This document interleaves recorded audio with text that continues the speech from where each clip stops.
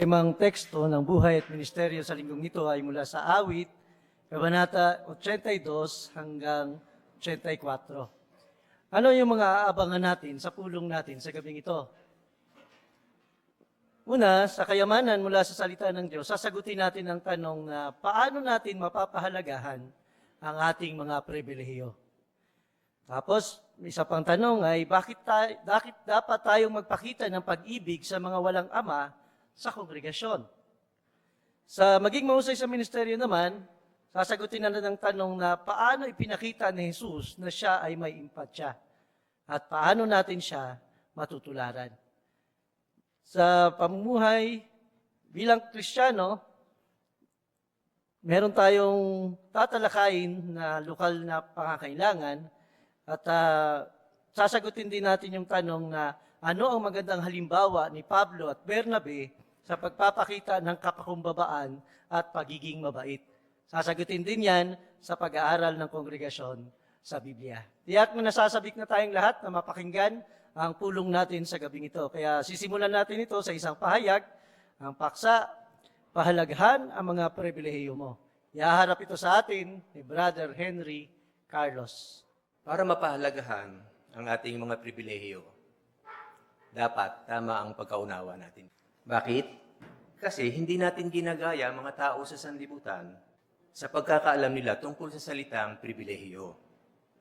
Dahil ipinapaunawa sa atin ng Biblia na ang pribilehiyo ay hindi isang espesyal na karapatan, kundi karagdagang pagkakataon ito para paglingkuran ang Diyos na Jehovah. At dahil mayroon tayong tinanggap na pribilehiyo mula sa organisasyon ni Jehovah, dapat lang napahalagahan natin ito. Ganyan ang nadama ng isang Levita. Hindi binanggit ang kanyang pangalan, pero ayon sa superscription, siya ay isa sa mga anak ni Korah na mangangatha ng chapter 84 ng Awit. At naglingkod siya sa templo ni Jehovah, ano pat lubha siyang nagpahalaga sa kanyang pribilehiyo sa paglilingkod. Pakisuyo sa inyong sipi ng Biblia at sama-sama nating basahin ang Awit 84:1 hanggang 3. Awit 84:1 hanggang 3. Sabi diyan, napakaganda ng iyong maringal na tabernakulo, O Jehovah ng mga hukbo. Nananabik ako, nanghihina ako dahil sa pananabik sa mga looban ni Jehovah. Buong puso at buong lakas akong humihiyaw ng may kagalakan sa Diyos na buhay. Maging ang ibon ay nakakita roon ng matitirhan, at ang ibong langay-langayan ng mapamumugaran kung saan niya inaalagaan ang mga inakay niya, malapit sa iyong maringal na altar, O Jehovah ng mga hukbo, aking hari at aking Diyos. Nang ipahayag ng salmista ang kanyang pananabik sa mga looban ng bahay ni Jehovah, binanggit niya ang langay-langayan o yung swallow bird. Pamilyar ang mga taga-Jerusalem sa ibon na to dahil taon-taon ang mga langay-langayan ay nagpupugad sa mga dulo ng agwa o dulo ng canopy ng isang gusali kung saan ligtas ang kanilang mga inakay. Pero sa pagkakataong ito, napansin ng anak ni Korah ang ibon. Pakisuyo sa larawan. Makikita natin yung ibon na langay-langayan na nakasumpong ng pugad na mapaglalagyan nito ng kanyang mga inakay, hindi lang sa isang ligtas na lugar. Oo, sa mismong loob ng templo. Maliwanag na isang dako sa palibot ng maringal na altar ni Jehovah. Pero bilang isang di-saserdoteng Levita, ang salmista ay naglilingkod lamang sa templo ng 1 linggo sa bawat 6 na buwan. Ngunit, alam niya na mas permanente ang paninirahan doon ng langay-langayang ibon. Sa ganoong paraan, ipinahayag niya ang kanyang pananabik na mapa sa mga looban ng tabernakulo ni Jehovah hanggat maari. Pero bilang sa ganong paraan, makikita natin na yung kanyang pananabik doon sa looban ng bahay ni Jehovah, makikita natin yung sa larawan na yan, nakikita rin natin yung malaking tipunan ng tubig at maya-maya ay pag-usapan din natin yan. Salamat sa artwork. Ngayon, natandaan nyo ba yung tekstong ating binasa kanina? Sabi doon, hindi lang pinahalagahan ng salmista ang kanyang paglilingkod, kundi pinanabikan din niya ito. Kaya kumusta naman tayo? Nasasabik din ba tayo, pati ang ating mga anak na regular na makasama sa mga pagtitipon ng ating mga kapananampalataya? Kitang-kita ang sagot sa inyong pagdalo sa ating pagpupulong ngayong gabi. Ngayon, paano naman tayo makakadarama ng kasiyahan sa ating mga atas sa paglilingkod? Basahin naman natin ang ulat sa awit 84:10. Pakisuyo ako sa awit 84:10. Ang sabi diyan, dahil ang isang araw sa mga looban mo ay mas mabuti kaysa 1,000 araw sa ibang lugar. Pinili kong tumayo sa pintuan ng bahay ng aking Diyos kaysa tumira sa mga tolda ng masasama. Madali sana para sa Levita na maghinanakit dahil hindi siya makapaglingkod ng madalas sa templo.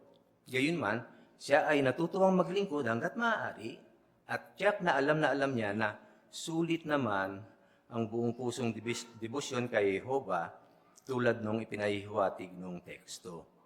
Oo, nag-focus lang siya sa atas na mayroon siya, hindi sa mga atas na wala siya. Pansinin ito mga kapatid. Dahil sa pagtanda at umihinang kalusugan ay limitado na ang iyong nagagawa.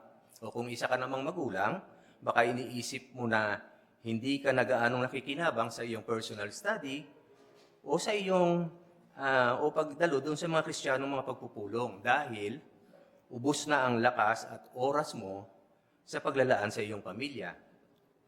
Hindi kaya ito ang maging dahilan para mag-focus ka lang sa iyong mga limitasyon, ano pat hinahadlangan na nito ang mga bagay na kaya mo pa rin namang gawin. Huwag naman sana ganoon. Sa halip, dapat nating unawain at ipagpasalamat ang mga bagay na kaya nating gawin. Paano naman kung mayroon tayong malubhang sakit? Tingnan natin yung karanasan ng kabataang si George. Nagkaroon siya ng sakit na mabilis na lumala, kaya nadama niyang wala siyang silbi. Sabi niya, habang lumalala ang sakit ko, lalo akong nalulungkot, kaya nagmakaawa ako kay Jehovah na tulungan ako. Paano siya tinulungan ni Jehovah? Sinabi niya, hirap akong mag-concentrate, kaya nagbabasa ako ng kahit ilang talata lang sa aklat ng awit tungkol sa pagmamalasakit ni Jehovah sa mga lingkod niya. Sabi pa niya, paulit-ulit kong binabasa ang mga tekstong ito, araw-araw, at talagang napatibay ako. Kaya sagot ito ni Jehovah sa mga panalangin ko, sabi niya. Ang lagi ko nang iniisip ngayon ay kung ano ang sinasabi ng Biblia sa tingin sa akin ni Jehovah kahit may sakit ako. Kaya sa ganitong sitwasyon, laging isipin ang mga teksto na nagpapakitang mahalaga kay Jehovah ang mga lingkod niya. Kapag ginawa mo iyan, makikita mong napakabuti ni Jehovah sa lahat ng tapat na naglilingkod sa Kanya. Ngayon, doon naman tayo sa ikalawang larawan, pakisuyo. Makikita natin sa artwork yung atas ng Levita sa loob ng templo. Masasabi ba natin na malaking hamon ito? Oo naman. Yung pag-iigib, paghahakot, at yung pagsasali ng tubig ay mabigat na trabaho yan. Sa unang hari, 7:23, nakaulat doon yung malaking ipunan ng tubig sa loob ng templo na itinayo ni Solomon. Bilog ang hugis nito at may sukat na 10 siko at may 5 siko naman yung lalim. Gaano ba kalaki yun? Kung i-convert natin ito sa meters, ito ay may sukat na 4.45 meters at 2.25 meters naman ang taas. Approximately, ang volume nito ay nasa 32,000 liters. Na-imagine niyo ba mga kapatid? Napakalaki talagang lagayan ito o ipunan ng tubig. Kaya kung i-divide natin ito sa 7 days, kailangan niya maghakot ng 4,571 liters. Para mas madali natin maunawaan, mga 20 drum ng tubig. So, ano napansin nyo sa mukha nung Levita? Masaya pa rin siya, no? Kahit sa kabila nung mabigat na atas niya sa loob ng templo. Sa katulad na paraan, kung gagawin din natin na magpupuko sa mga pagpapala, bagaman mayroong mga hamon, magiging masaya pa rin tayo, ano man ang atas natin. Salamat sa larawan. Kaya anong natutuhan natin sa pahayag na ito? Sa pagsasaalang-alang sa chapter 84 ng awit, makikita natin na nagpamalas ang salmista ng mahusay na saloobin sa pribilehiyo ng paglilingkod. At tunay na pinagpala siya ni Jehova. Tiyak na ganyan din ang gagawin sa atin ni Jehova. Kung patuloy nating pahalagahan ang ating mga pribilehiyo sa loob ng organisasyon niya. Maraming salamat, Brother Carlos, sa nakapagpapatibay na pahayag. Ngayon naman itutungo tayo doon sa ikalawang bahagi, ang spiritual na iyas. Naharap naman ito sa atin ni Brother Exilito Hawaaw. Sino po ang nais bumasa ng awit 82:3? Sister Glenda Mariano. Ipagtanggol ninyo ang mahihina at ang mga walang ama. Bigyan ninyo ng katarungan ang mga walang kalaban-laban at dukha. Maraming salamat po. Sa tanong po tayo, bakit dapat tayong magpakita ng pag-ibig sa mga walang ama sa kongregasyon? Sister Mariel Homok. Una po kasi gusto po natin tularan si Jehovah. Inilarawan niya yung kanyang sarili bilang manunubos, katulong at ama ng mga batang walang ama. Siya din ay nagpapakita ng awa sa kanila, nagpapaginhawa sa kanila at nag-iingat sa kanilang buhay. At ikalawa po, ang isa sa pagkakakilanlan ng tunay na Kristiyano ay ang malasakit sa mga batang walang ama o mga naulila dahil sa pagkawala ng asawang lalaki o mga magulang. Kaya talagang dapat na magpakita tayo ng pag-ibig sa kanila. Ay, maraming salamat po. Sister Loreto. Gayon din po, pag hindi tayo nagpakita ng pag-ibig sa mga batang walang ama, tayo po mismo ay bumabaluktot doon sa katarungan na dapat sana na ilapat sa mga batang walang ama. Ayon din sa reference, pag ginawa natin to, isa itong sintomas ng kabulukan sa loob ng kongregasyon. Ayun, maraming salamat po. Sister Pahilagot, may karagdagan po. Okay na po, ang pagtulad sa Diyos na Jehova ay nagpapakita ng pag-ibig. Dako na po tayo sa ikalawang tanong. Sa pagbabasa ng Biblia para sa linggong ito, anong spiritual na hiyas ang nagustuhan mo? Sister Jen Homok. Napatibay po ako ng awit 84:5 na maligaya po yung mga tao na ang lakas ay kay Jehova.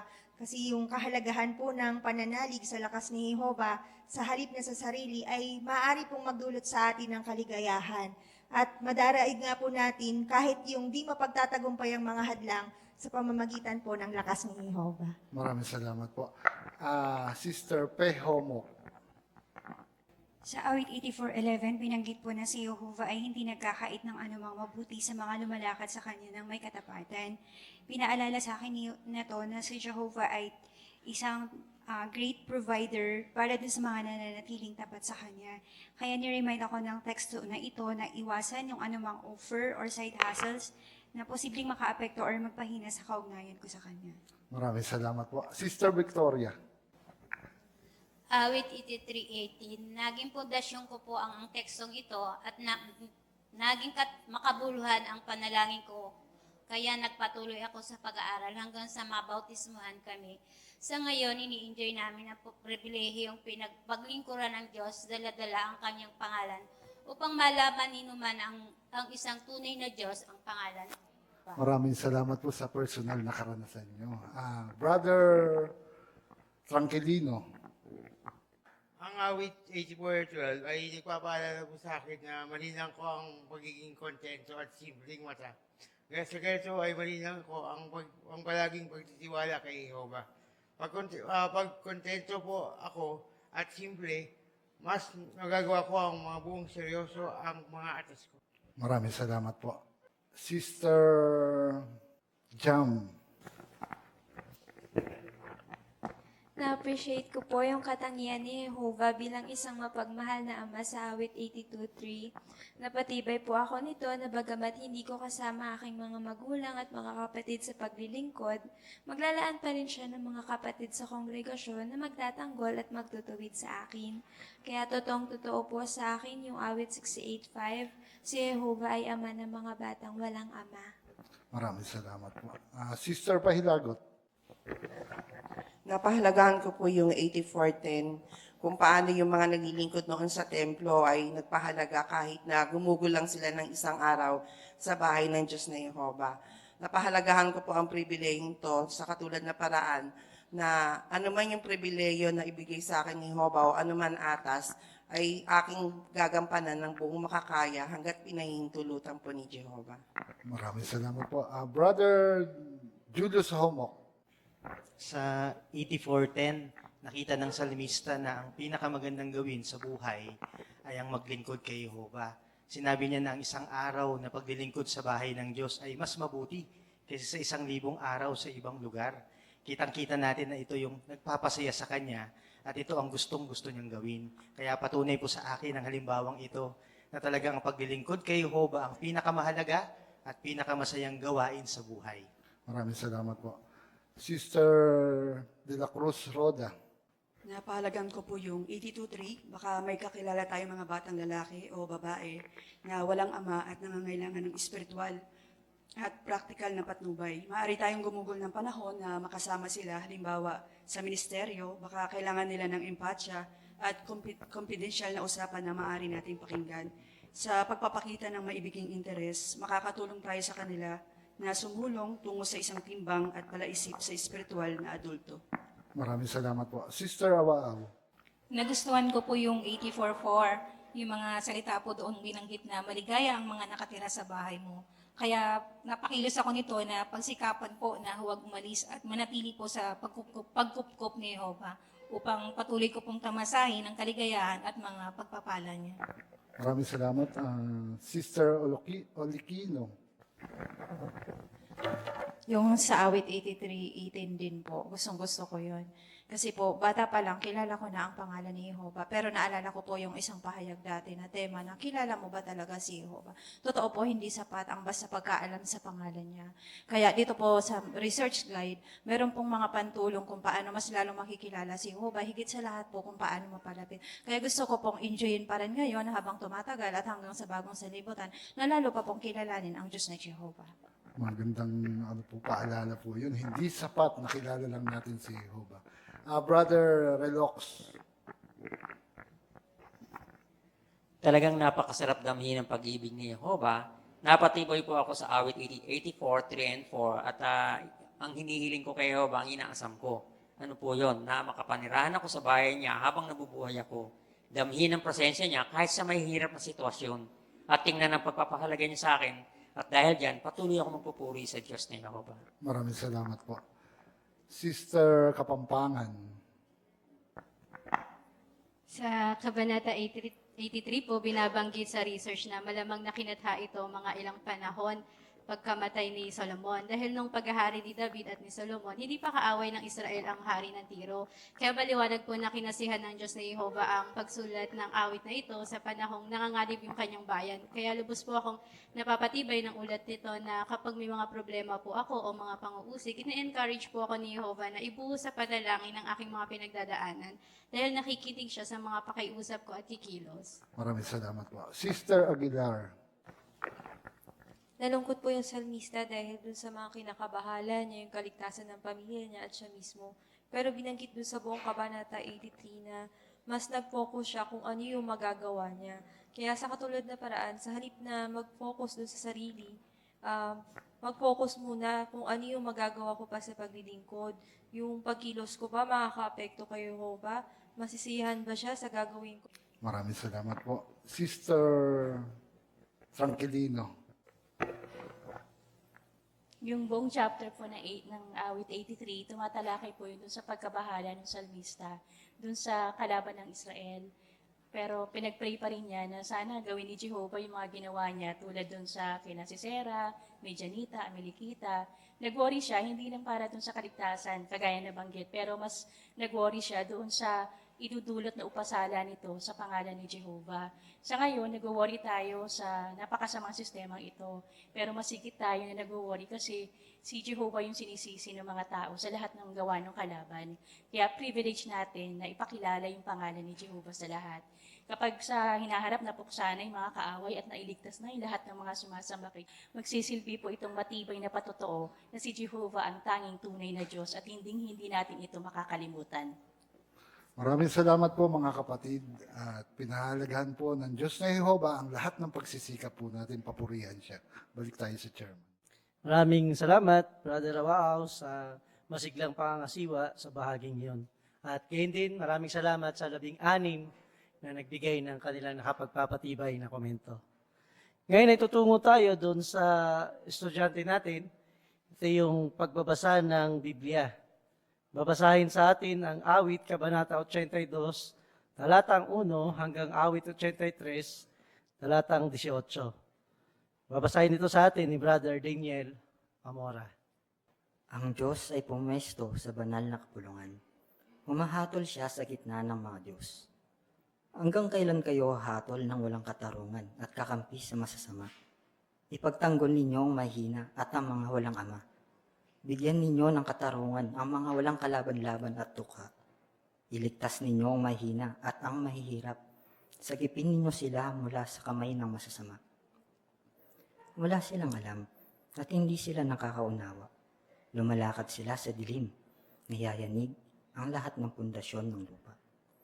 Sinabi ko, kayo ay mga Diyos, lahat kayo ay mga anak ng kataas-taasan, pero mamatay kayo gaya ng karaniwang mga tao, at babaksak kayo gaya ng iba pang matataas na opisyal. Kumilos ka, O Diyos, at tatulan mo ang lupa, dahil ang lahat ng bansa ay sa iyo. Awit ni Asap. O Diyos, huwag kang manahimik, huwag kang manatiling walang imik at walang ginagawa, O Diyos. Dahil ang mga kaaway mo ay nagkakaingay, ang mga napupuot sa iyo ay nagmamataas. May katusuhan silang nagpapakana laban sa bayan mo, nagsasabuatan sila laban sa mga iniingatan mo. Sinasabi nila, hali kayo, lipunin natin ang bansa nila para hindi na maalaala pa ang pangalan ng Israel. Umubuo sila ng isang pakana, nagsabuatan sila laban sa iyo. Ang mga Edomita at ang mga Ismailita, ang Moab at ang mga Hagrita, ang Gebal at Amon at Amalek, ang Pilistia, kasama ng mga nakatira sa Tiro. Sumama rin sa kanila ang Assyria, sinusuportahan nila ang mga anak ni Lot. Gawin mo sa kanila ang ginawa mo sa Midian, gaya ng ginawa mo kay Sisera at kay Habin sa ilog ng Kison. Nalipol sila sa Endor, naging tumi sila sa lupa. Ang mga prominente sa kanila ay gawin mong gaya nila Oreb at Seeb, at ang mga matataas na opisyal nila ay gawin mong gaya nila Seba at Salmuna, dahil sinabi nila, kunin natin ang lupain na tinitirhan ng Diyos. O Diyos ko, gawin mo silang gaya ng dawag na gumugulong, gaya ng pinagkapasa na tinatangay ng hangin, gaya ng apoy na tumutupok sa gukubatan, at gaya ng liyab na sumusunog sa mga bundok.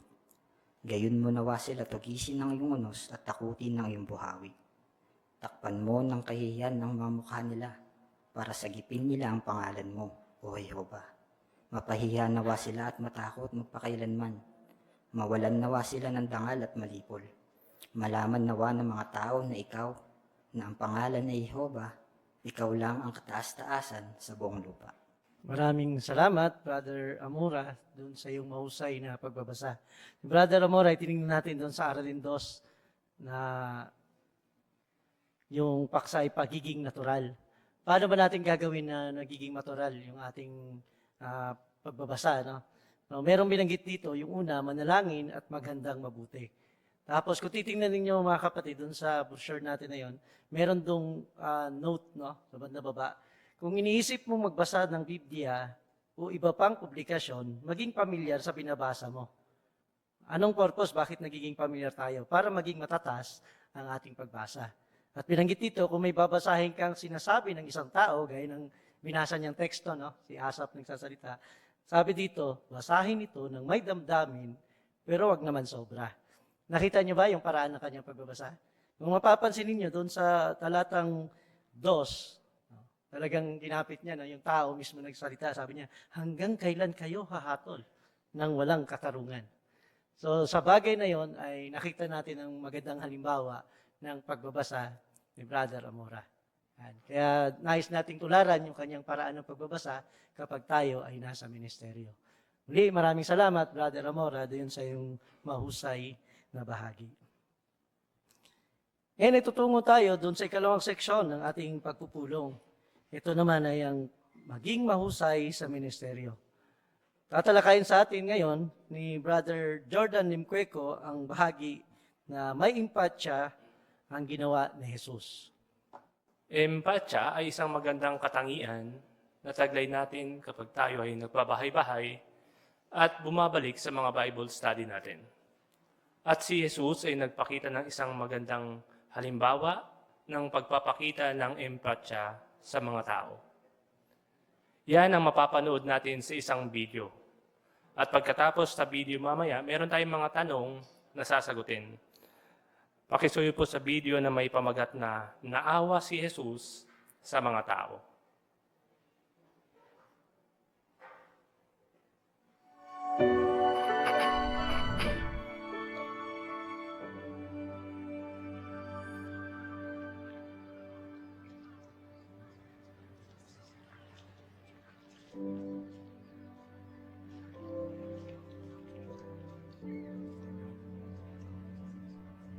Nagpunta kay Jesus ang mga apostol. At sinabi nila sa kanya ang lahat ng ginawa nila at itinuro.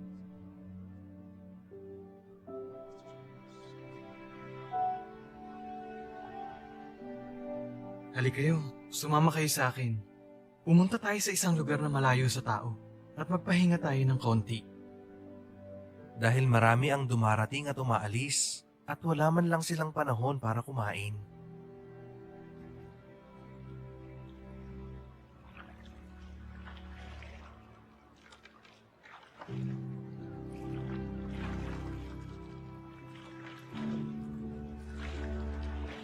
Pero nakita ng mga tao na paalis sila at nalaman ito ng marami. Kaya ang mga tao sa lahat ng lungsod ay nagtakbuhan papunta roon at nauna pa sa kanila.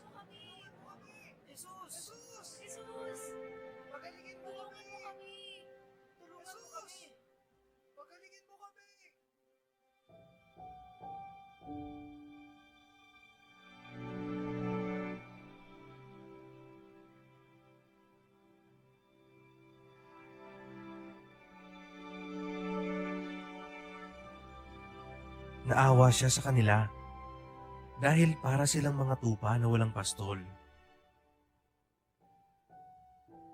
At tinuruan niya sila ng maraming bagay.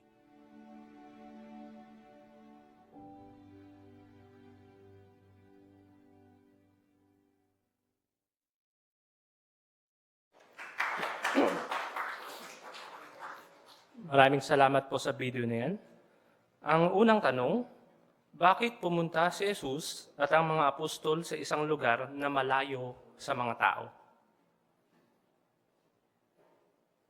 Brother Doom.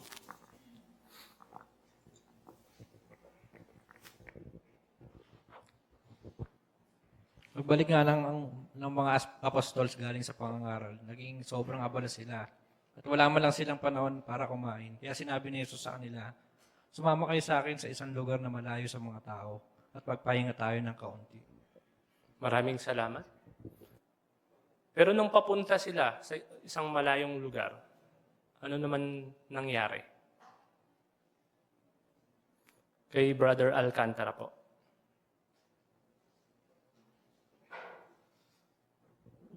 Hindi po nakapagpahinga ang Panginoong Hesus, kundi nagpatuloy siya sa kanyang pangaral.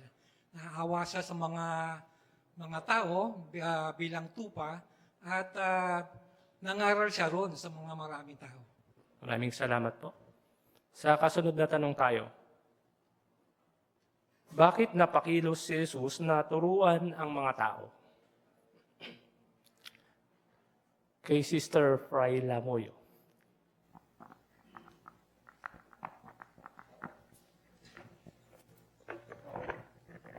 Nahabag si Jesus dahil gusto niya sila turuan ng mabuting balita sa mga bata. Maraming salamat po. Kay Brother Pahilagot po. Binanggit kanina na sila ay parang mga tupa na walang pastol. Kaya nandun yung awa ni Jesus kung bakit siya napakilos sa turuan ng mga tao. Maraming salamat po. Kay Sister Balingit po. Binanggit po sa isang artikulo ng Ang Bantayan na inilagay po ni Jesus yung sarili niya sa sitwasyon ng mga taong iyon. Naiintindihan niya na nagdurusa sila at nawawalan ng pag-asa, kaya gusto niya silang tulungan. Maraming salamat. Kay Sister Aguilar po. Sa isang referensya naman po, binanggit yung kahulugan ng naawa. Binanggit doon na si Jesus ay naawa sa mga tao bago pa man niya makita yung kanilang reaksyon sa kanyang ituturo sa kanila. Kaya ang ibig sabihin po, yung awang pinakita niya ay hindi resulta ng kanyang pagtuturo sa mga tao, kundi yung motibo po niya na nag-udyok sa kanya na gawin yun. Yun po yung pag-ibig niya sa tao. Maraming salamat. Tayo rin ba minsan mga kapatid ay parang gusto natin pumunta sa lugar na malayo? Naranasan niyo na rin ba? Kay Brother Pahilagot po.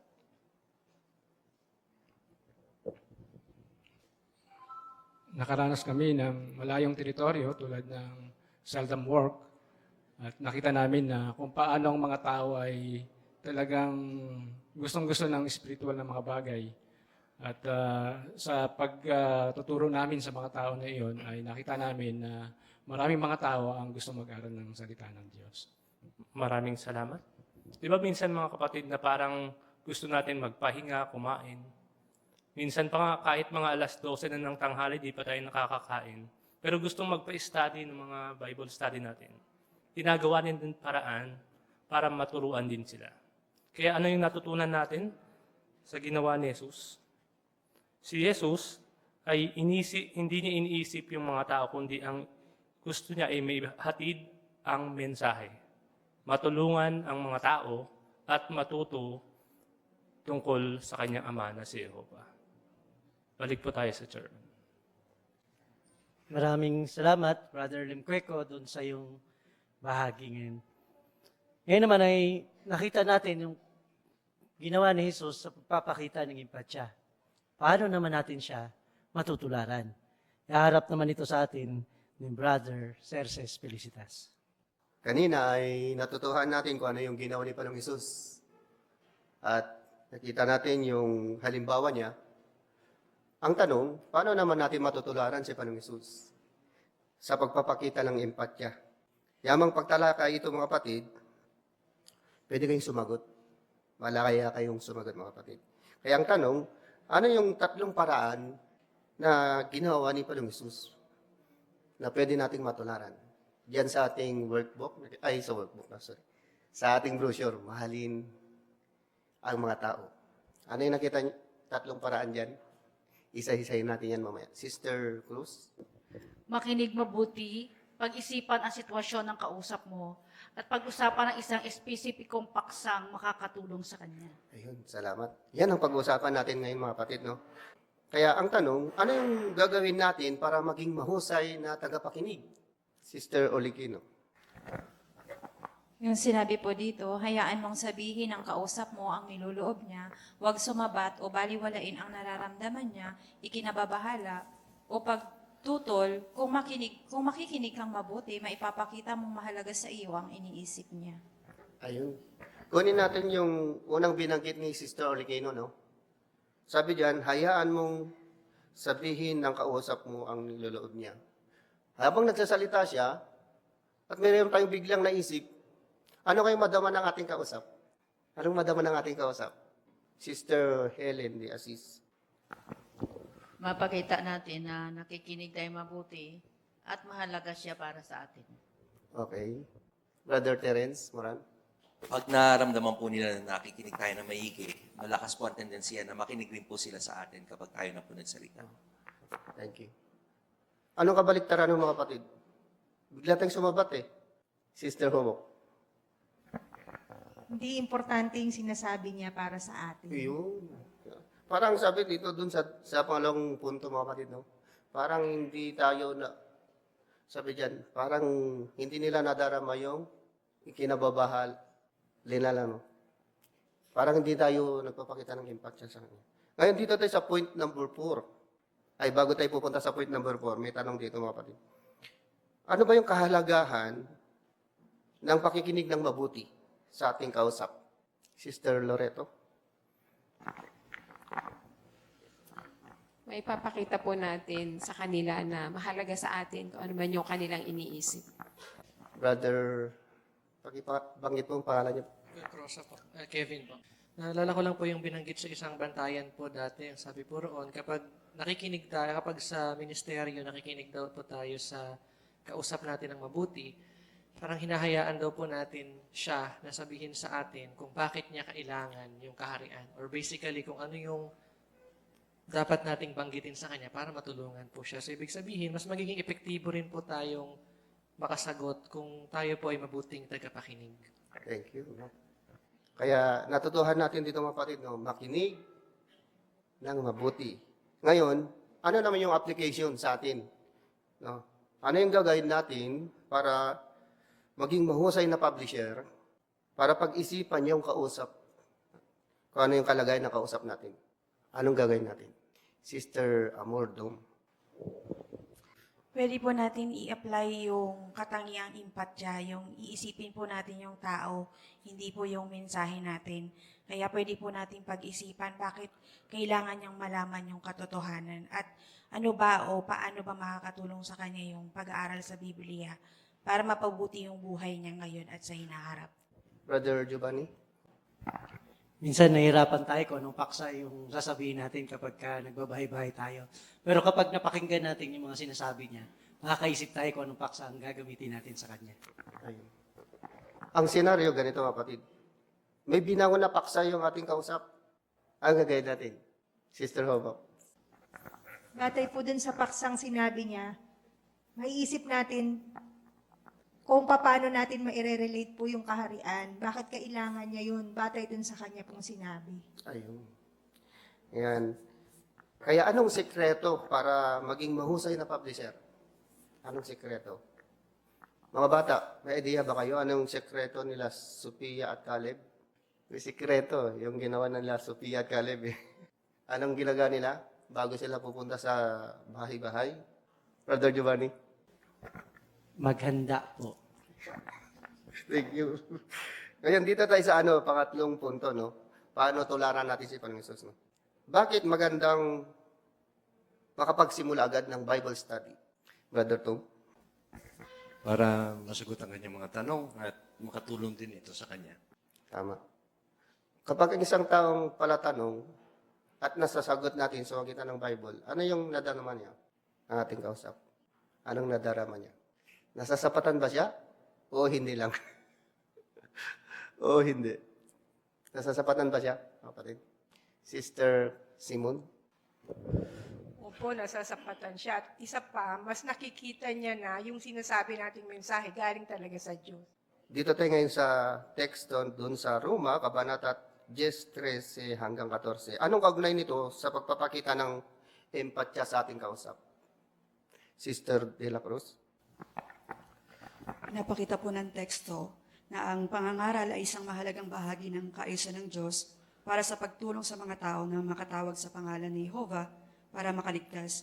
Kaya kapag naisip natin na kailangan ng mga tao sa teritoryo natin na makilala ang Diyos na Jehovah, napapakilos tayo ng pag-ibig at awa na tulungan sila. At ang pinakamagandang maitutulong natin sa kanila ay ang alukin sila ng Bible study. Thank you. Sa Pilipos 2:3, ano yung dapat na katangian naman natin? Sister Humok, Mariel. Kapag may empatya po tayo, iniisip po natin yung kapakanan ng mga nakakausap natin sa ministeryo. Gaya po ng natalakay na pag-isipan po natin yung magiging benefit sa kausap natin ng pag-aaral ng Biblia at humanap tayo ng spesipikong paksa na makakatulong sa kanila. Maraming salamat mga kapatid. Talagang natutuhan natin na kung paano tularan si Panginoon Jesus. No? Kaya gusto natin na ikapit yung makinig ng mabuti at magbigay tayo ng espesipikong paksa kapag tayo ay nakipag-usap huwag natin baguhin kapag mayroon tayong naisip na narinig natin yung ating kausap na may binangon siyang paksan. Kapag ginawa natin ito, mga kapatid, matutularan natin si Panginoon Hesus. Maraming salamat. Maraming salamat, Brother Felicitas, din sa iyong masiglang pagtalakay. Tiyak na nakinabang tayong lahat at meron tayong nakukuhang mga paraan para maging mahusay tayo sa ating ministeryo. Ngayon ay tutungo tayo sa huling seksyon ng ating pagpupulong, ang pamumuhay bilang Kristiyano. Bago natin simulan ang bahaging ito, inanyayahan muli ang lahat na nandito sa Kingdom Hall na tumayo kung kumbinyente sa inyong mga kalagayan habang ating inaawit ang awit bilang 57. Song number 57. Meron tong tema na mangaral sa lahat ng uri ng tao. Hango ito sa unang Timoteo, Kabanata 2, talata 4. Meron tayong mga kapatid na babasahin na ilang mga paalaala sa atin at ito ay may kaugnayan sa panahon natin. At yung ikalawa ay tungkol naman ito sa mga nagmamaneho. Pwedeng motor or pwedeng apat na gulong ang minamaneho natin. Ngayon, unahin natin mga kapatid yung tungkol doon sa panahon ng tag-ulan. Alam natin na tag-ulan ngayon, noong nakaraang mga araw ay halos ang linggong umuulan. Kaya meron tayong mga paalaala. Una, sa panahon ng tag-ulan, may mga panganib na dapat nating bigyang pansin. Gaya ng matinding ulan, kidlat, kulog, at pagkalat ng nakakahawang sakit tulad ng sipon at trangkaso. Kaya gusto naming magbigay ng maibiging mga paalaala sa lahat, lalo na kapag may mga aktibidad na idinaraos sa Kingdom Hall. Una, tamang kasuotan. Kung kailangan magtrabaho sa labas habang umulan, dapat magsuot ng protective gear ang mga voluntaryo para mayroong pananggalang sa ulan. Hindi dapat gumawa ng electrical na trabaho sa labas kapag umuulan. Makakatulong ang hindi madulas na footwear para maiwasan ang mga aksidente. Tungo tayo sa electrical equipment. Ang mga electrical equipment sa Kingdom Hall ay dapat namamantini ng maayos para maiwasan ang panganib. Bilang paalaala, lahat ng maintenance o inspeksyon sa electrical ay dapat gawin ng isang sinanay at makaranasang individual na otorisado ng mga nangangasiwa. Kung hinihiling ng regulasyon ng lokal na gobyerno, ang mga gawain sa electrical ay dapat na isagawa at o pangasiwaan ng mga lisensyadong profesional. Karagdagan pa, makakabuting tanggalin sa saksakan ang mga elektronikong device kung hindi gagamitin. Kung posible at praktikal, tanggalin ang mga ito sa saksakan kapag may bagyo. Kung hindi ito magagawa, huwag munang gamitin ang mga ito at lumayo mula rito hanggang sa bumuti ang panahon. Ayun, tungo tayo doon sa kapag nawala ng kuryente. Karaniwan ng nawawala ng kuryente kapag bagyo. Kaya mas mabuti kung naka-full charge ang mahalagang gamit gaya ng mga emergency light at power bank. Kung gumagamit ng generator, ang kongregasyon ninyo tiyaking namamantini ito ng tama. Depende sa brand, modelo at specification, may mga generator na kapag ginagamit at itatago ay dapat nasa lugar na may proteksyon mula sa mga elemento gaya ng simpleng silungan.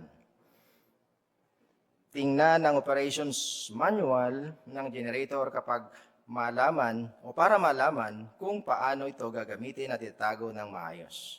Kung kailangan ninyo ng generator o simpleng silungan para sa inyong generator, pakisuyong kontakin ang inyong local design construction maintenance trainer o field representative.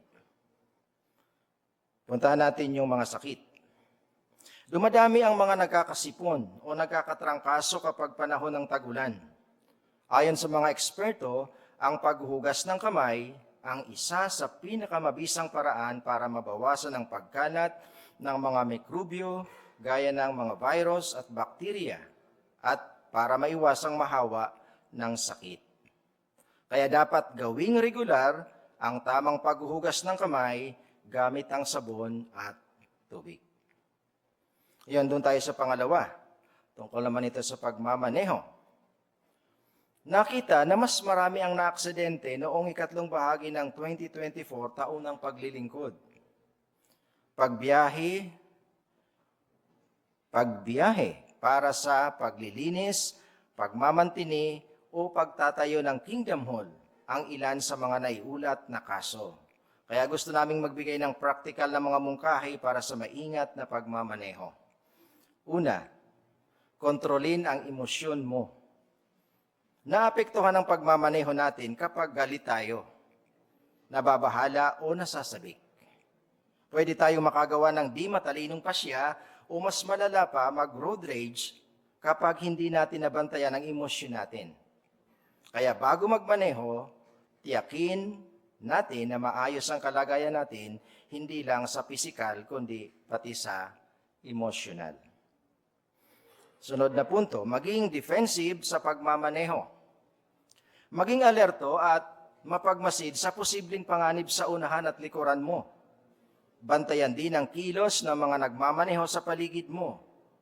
Marami sa mga nababangga ang masyadong nakadikit sa isang sasakyan.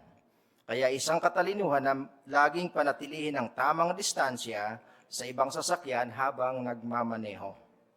Asahan ang hindi inaasahan. Sunod na punto, maging alerto sa mga blind spot at iwasan ang mga panggambala. Maging alerto sa paligid mo at huwag kang umasa lang sa mga side mirror at rear view mirror. Iwasan ang panggambala gaya ng paggamit ng gadget habang nagmamaneho. Tungo tayo dun sa pagmumotor sa maulang panahon. Tandaan na mas madaling maaksidente kapag basa ang daan kasi madulas ito. Mapanganib din kapag umuulan o may fog kasi posibleng hindi mo gaanong makita ang nasa paligid mo.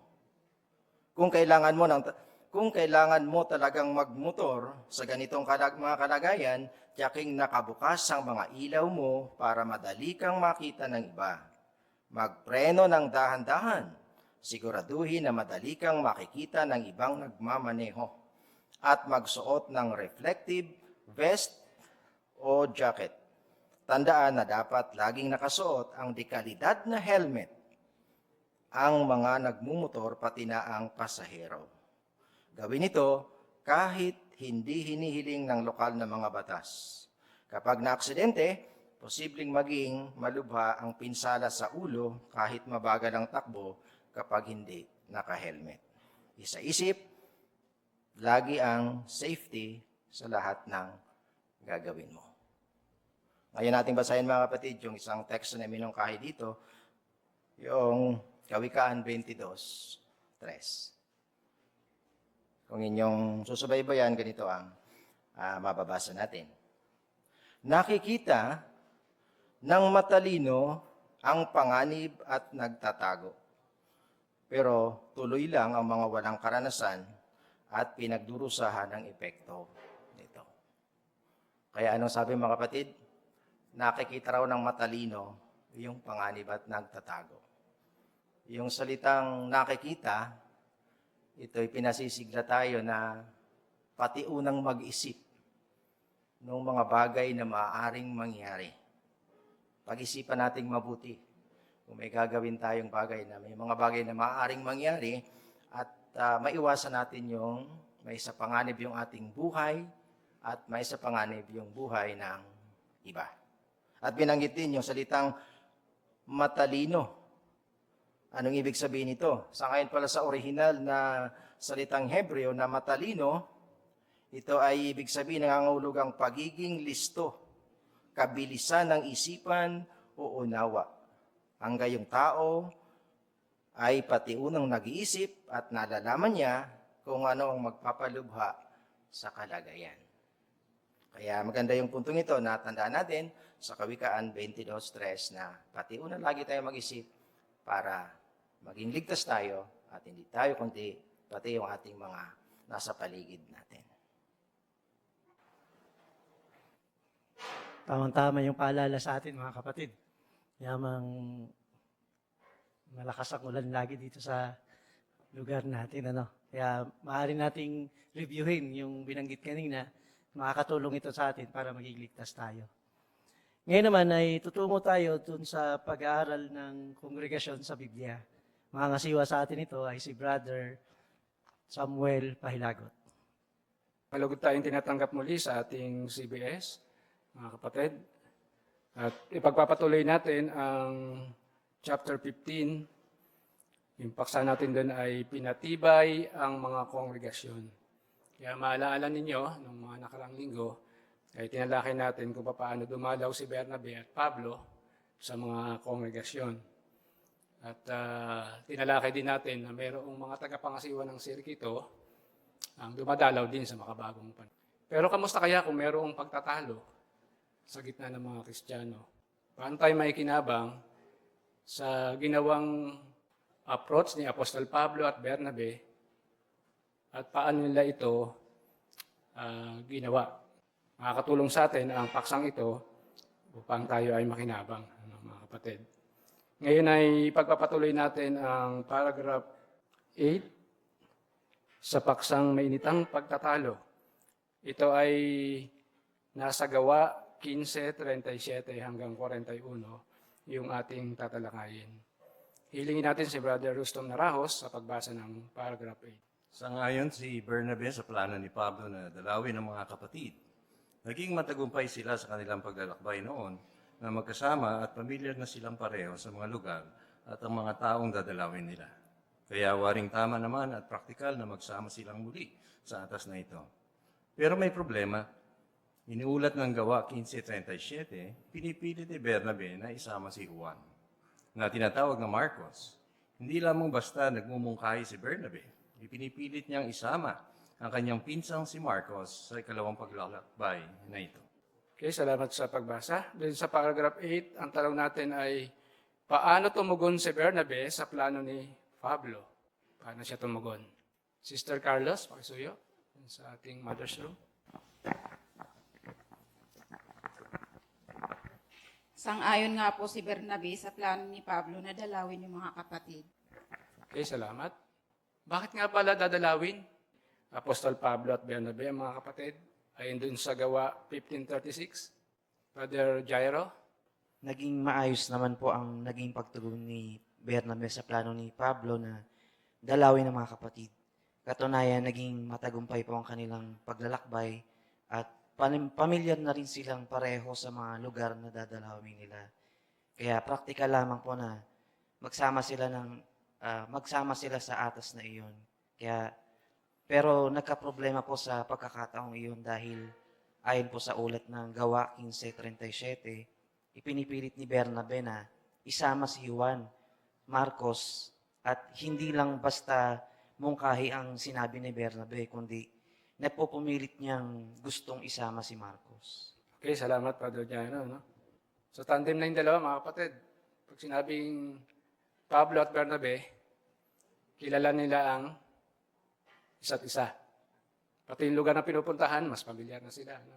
Pero napansin niyo, doon sa Gawa 15:36, anong purpose ng pagdalaw nila?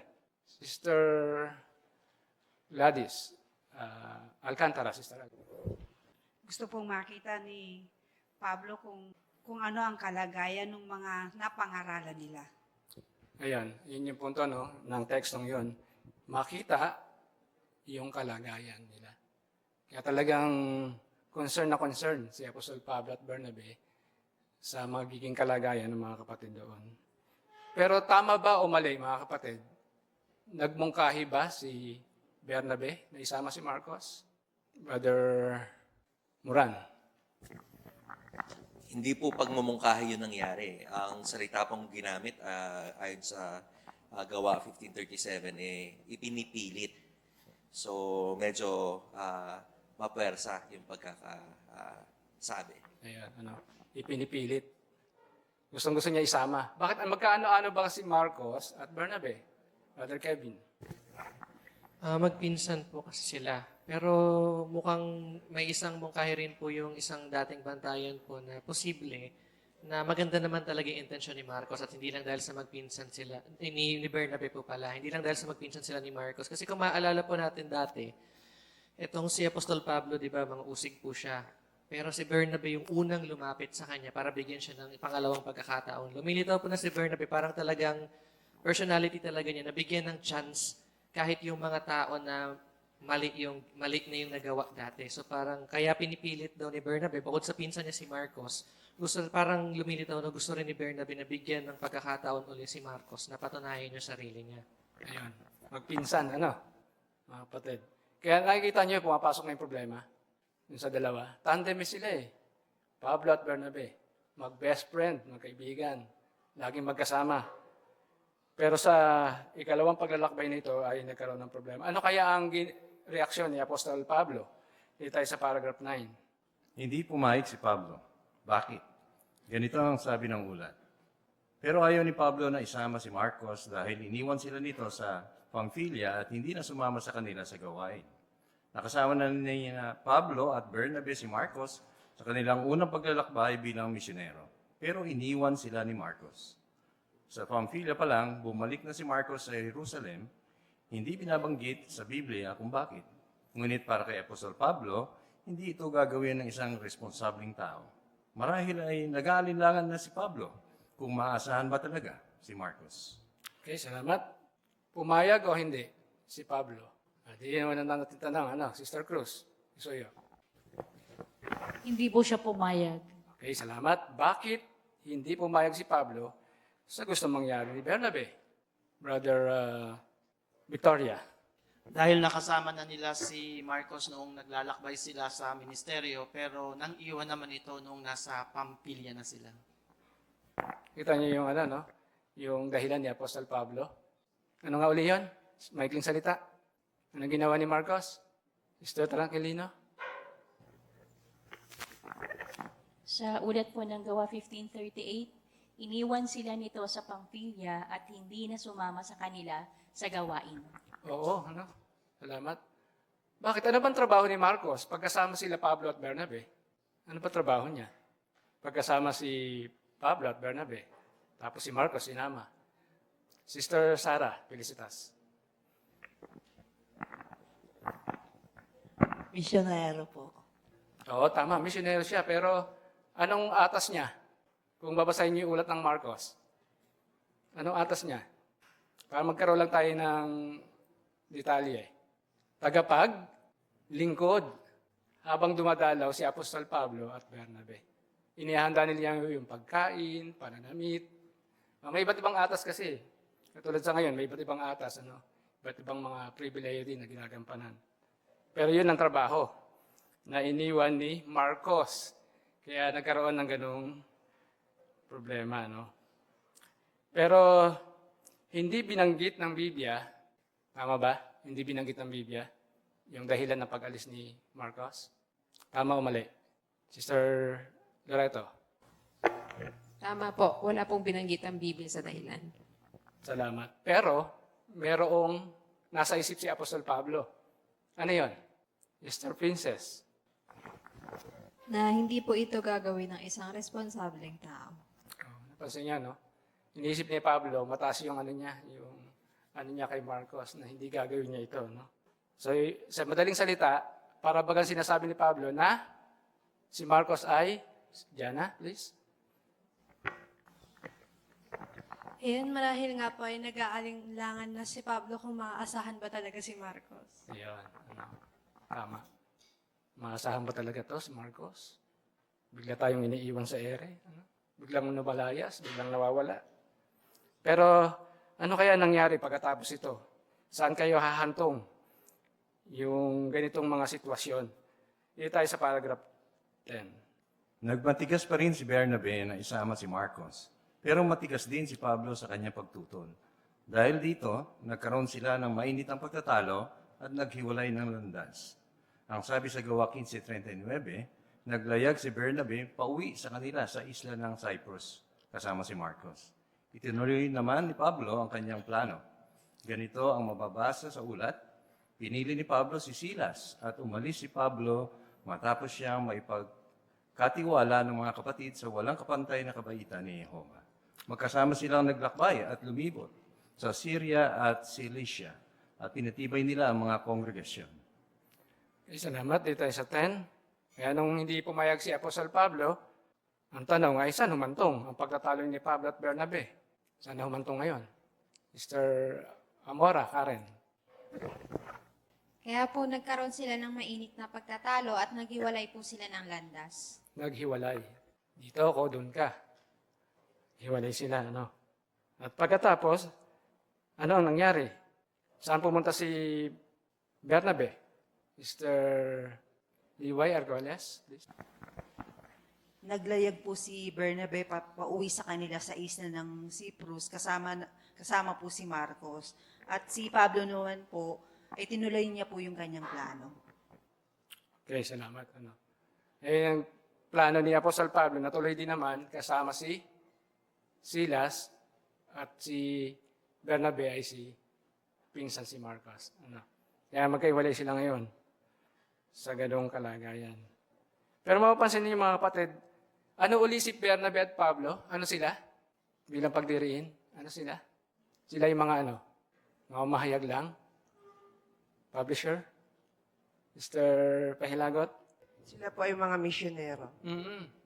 Kaya mas iisipin natin, no, asahan natin na mas mataas yung ating pagpapahalaga dun sa bigay na atas sa kanila. Pero nangyari ito, mga kapatid, no? Nangyari ito. Magkasama silang, magkahiwalay sila na naglakbay sa kanya-kanya mga teritoryo. Titingnan pa natin ang nangyari dito sa paragraph 11. Paano tayo may kinabang? Pinaalala sa atin ng ulat na ito na tayong lahat ay hindi perpekto. Inaasahan sina Pablo at Bernabe bilang mga pantanging kinatawan ng lupong tagapamahala.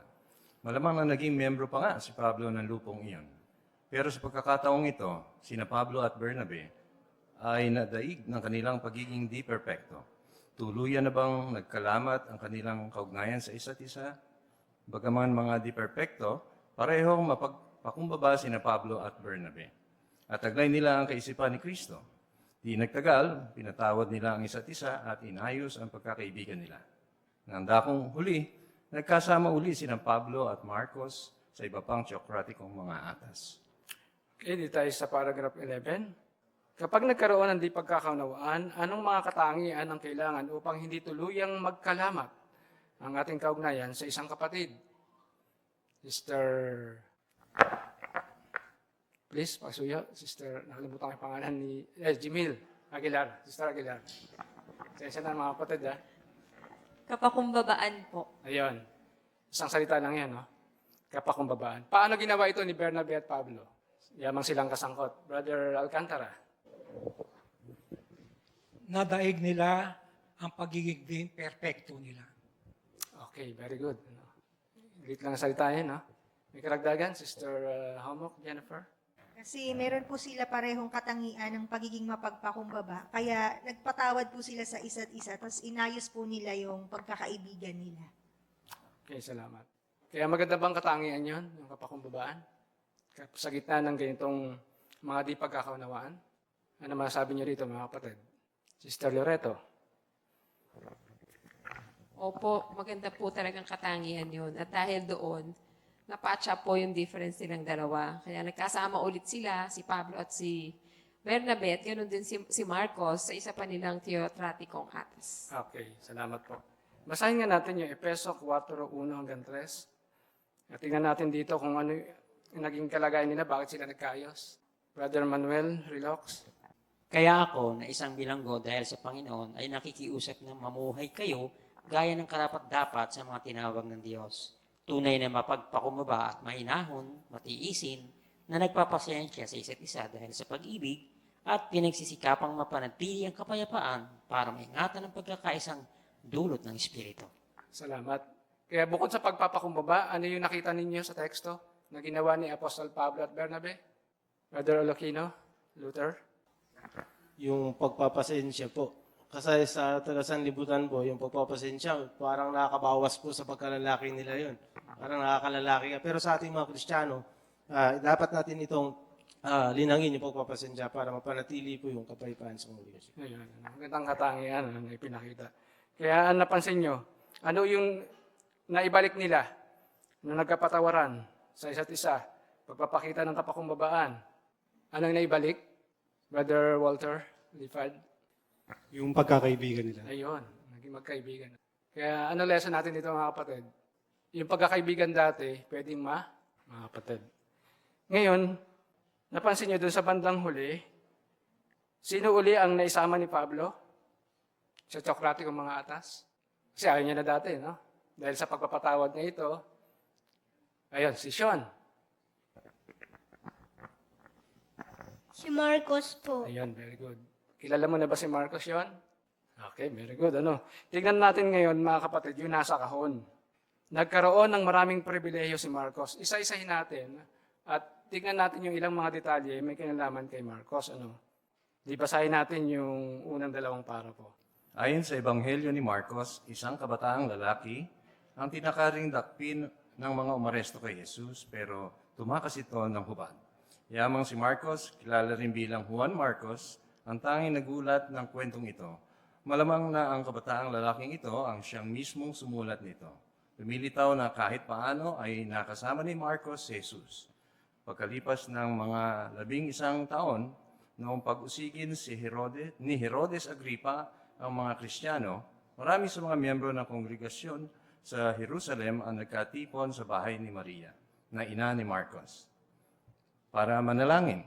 Sa bahay niya, pumunta si Apostol Pedro nang makahimala itong makalaya mula sa bilangguan. Kaya naman, malamang na lumaki si Marcos sa isang bahay na nang maglaki ginamit para sa mga Kristiyanong pagpupulong. Malamang na kilalang-kilala niya ang mga unang mga alagad ni Jesus at malaki ang naging impluensya ng mga ito sa kanya. Okay, salamat. Magbigay kayo ng ilang detalye. May kailaman kay Marcos. Nagkasama ba si Marcos at si Jesus? Nagkasama ba sila? Doon sa paragraph 1, nakita nyo? Lumilitaw na kahit paano ay, yan, tinulungan na tayo ng paragraph. Sister Mercy Pascual? Mercy Balingit. Nakasama sila. Ni Ayun. Marcos at si Jesus. Okay. Sa anong sitwasyon? Anong kalagayan? Napansin nyo sa unang paragraph? May pag-aresto na nangyari, no? Sister Rabanes. Nung panahon po na inaaresto si Jesus, meron pong isang kabataan na tinatangkarin po nilang dakpin, pero nakatakas ito ng hubad. At yamang si Marcos lang po yung nag-ulat noon, malamang po na siya mismo yung kabataang yun. Kaya lumilitaw po na kahit paano ay nagkasama po sila ni Jesus. Ayun, very good. Kaya talagang meron silang kaugnayan, no? Kay Jesus at saka si Marcos. Pero pagkalipas ng 11 taon, at nagkaroon ng pag-uusig, ano nangyari na? Saan pumunta si Apostol Pedro? Para maging familiarize lang tayo doon. Ano ginawa ni Apostol Pedro nung siya'y makalaya? Makahimalang pinalaya siya sa bilangguan, di ba? Pero saan siya nagpunta? At bakit ginagamit yung bahay na yon? Nakakita niyo yung pinag-usapan natin? Sister Pahilagot? Nagpunta po sila si Pedro sa bahay ni Maria na ina ni Marcos. Ayun. Yung ina ni Marcos, na si Maria, ay tita ni Bernabe. Yan, kaya sila ay magpinsan. Magpinsan buo. At sa malamang, na yung bahay na ito, na pinuntahan ni Apostol Pedro, ay ginagamit saan? Sister Cruz. Ginagamit nga po ito sa Kristiyanong pagpupulong. Salamat. Kaya lumaki si Marcos na Brother Felix. Kaya lumaki si Marcos sa mga nakatulong sa kanya, yung mga kasama doon sa nanalangin. Tumibay ang kanyang pananampalataya. Ayun. At malamang nakikita niya yung mga apostol ni Jesus doon. Nandun yung mga alagad, nagpupulong. Napapatibay siya, kaya talagang napaganda ng espiritualidad, Marcos. Doon tayo sa sumunod na pangatlo at pang-apat na paragraph. Naglingkod si Marcos kasama ng ilang tagapangasiwa ng sinaunang mga kongregasyong Kristiyano. Ang una niyang pribileyo sa paglilingkod, Gaya ng alam natin ay ang makasama ni Apostol Pablo at ng kanyang pinsan si Bernabe sa kanilang atas sa Antioquia ng Syria. Kasama ni Marcos sa unang paglalakbay ni Bernabe at Pablo bilang mga misyonero. Una sa Cyprus at pagkatapos ay tumuloy sila sa Asia Minor.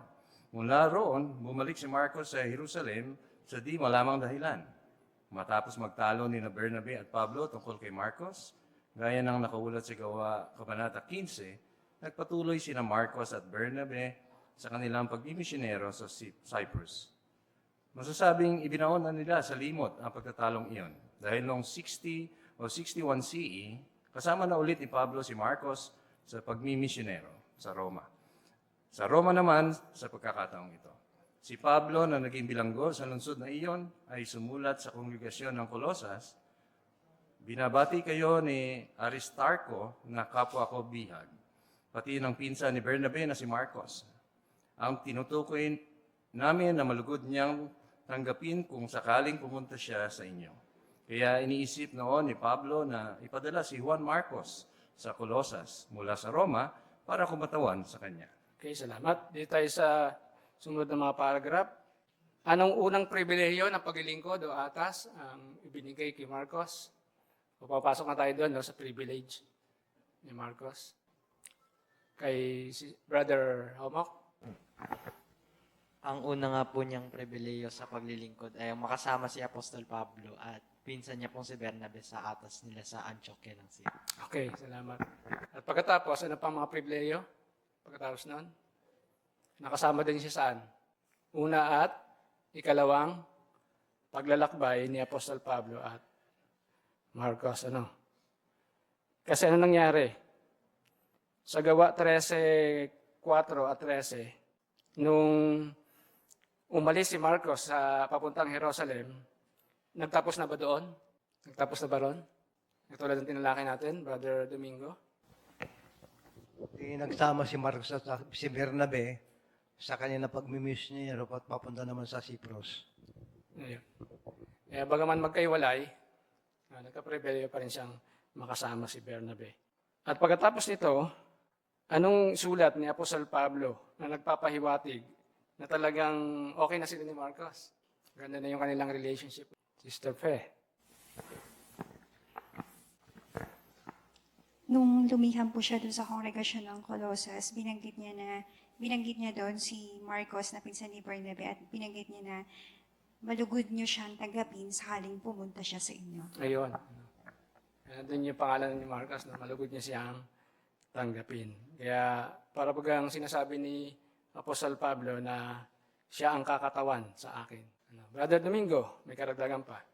Ito, 61 CE, nakasama ulit ni Pablo si Marcos sa pagmimisyonero. Kaya, ibig sabihin, talagang wala na yung kanilang sama ng loob. Kaya ibinoon nila yung pagtatawlong yun.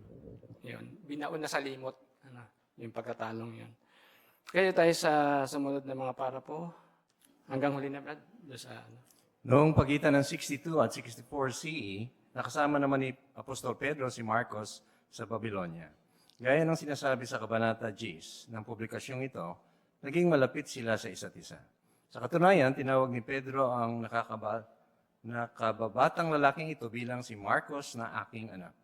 Sa kauli-hulihan, noong mga 65 CE, habang nakabilanggo sa Roma si Apostol Pablo sa ikalawang pagkakataon, sinulatan niya ang kamanggagawa niyang si Timoteo na nasa Efeso. Isama mo rito si Marcos dahil malaking tulong siya sa akin sa ministeryo. Walang alinlangan tumugon agad si Marcos sa paanyayang iyan at bumalik sa Roma mula sa Efeso. Hindi nga katakatakang gayon na lamang ang pagpapahalaga ni Bernabe, Pablo at Pedro sa lalaking ito. Ang pinakadakila sa lahat ng pribilehiyo ni Marcos ay noong gabayan siya ni Jehovah na isulat ang isa sa mga ulat ng Ebanghelyo. Ayon sa paniniwala ng marami, nanggaling kay Apostol Pedro ang karamihan sa mga impormasyong isinulat ni Marcos. Waring tama naman ang paniniwalang ito, sapagkat ang ulat ni Marcos ay naglalaman ng mga detalye na mismo mga nakasaksi lamang ang makakaalam, gaya ni Pedro. Gayunman, lumilitaw na sa Roma isinulat ni Marcos ang kanyang ebanghelyo. at hindi sa Babylonia noong magkasama sila ni Pedro. Gumamit si Marcos ng maraming salitang Latin at isinalin niya ang mga terminong Hebreo na maaaring hindi madaling maintindihan ng mga di-Hudyo. Kaya lumilitaw na pangunahin para sa mga mambabasang hintil ang isinulat niya. Okay, dito tayo sa sumunod na mga parapo. 62 at 64 CE, anong privilege ni Marcos? Mr. Amor, Lum?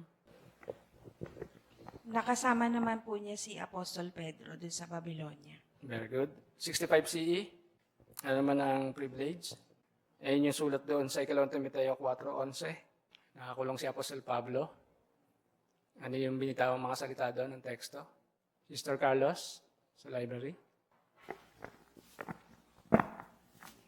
Sinabi nga po niya na isama mo rito si Marcos dahil malaking tulong siya sa akin sa ministeryo.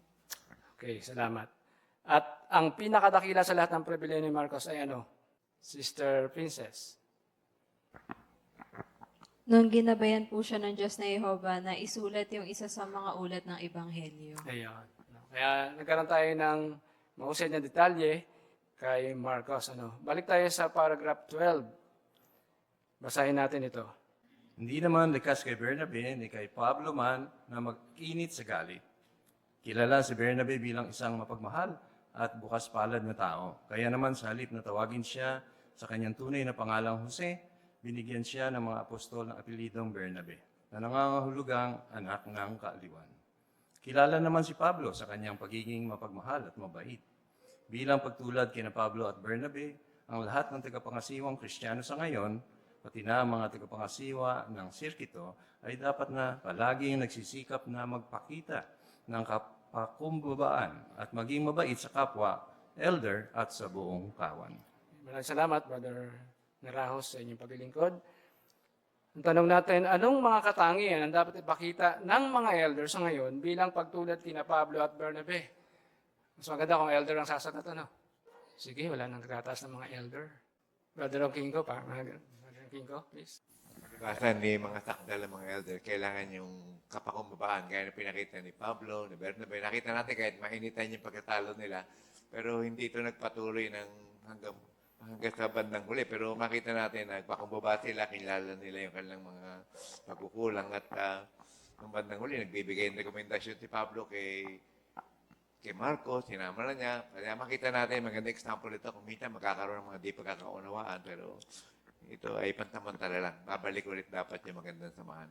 Ayan, At anong katangian o kahulugan ng pangalang Bernabe? Brother Alokino? Sa harap? Anak ng kaaliwan po.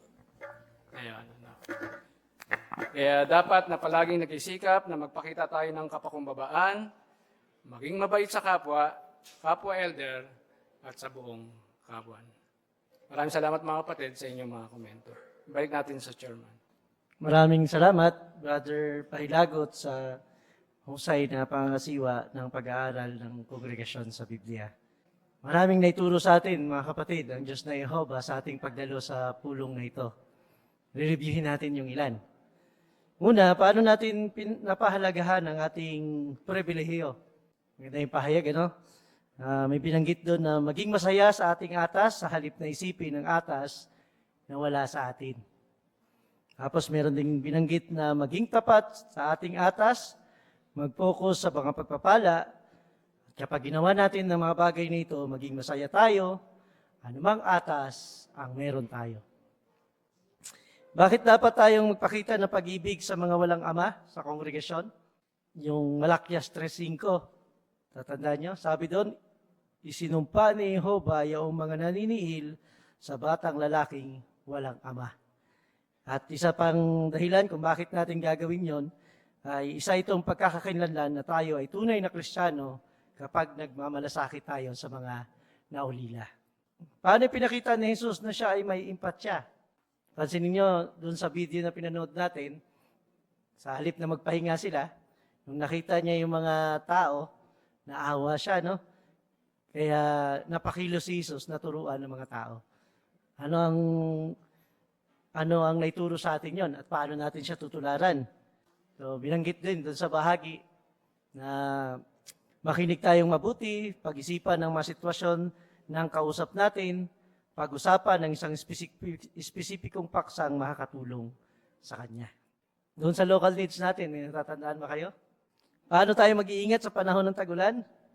Malinaw, no? Ginamit yung teksto na Kawikaan 22:3. Nakikita ng matalino ang panganib at nagtatago. Ano naman yung magandang halimbawa ni na Pablo at Bernabe sa pagpapakita ng kapakumbabaan at pagiging mabait? Bagaman hindi sila perpekto, parehong mapagpakumbaba si na Pablo at Bernabe at taglay nila ang kaisipan ni Kristo. At dahil doon, patawad sila sa isa't isa. Hindi akong huli, nagkasama ulit si na Pablo at Bernabe. Kaya ang nakuha nating lesson doon, bilang pagtulad kina Pablo at Bernabe, hindi lang ng mga elder, no?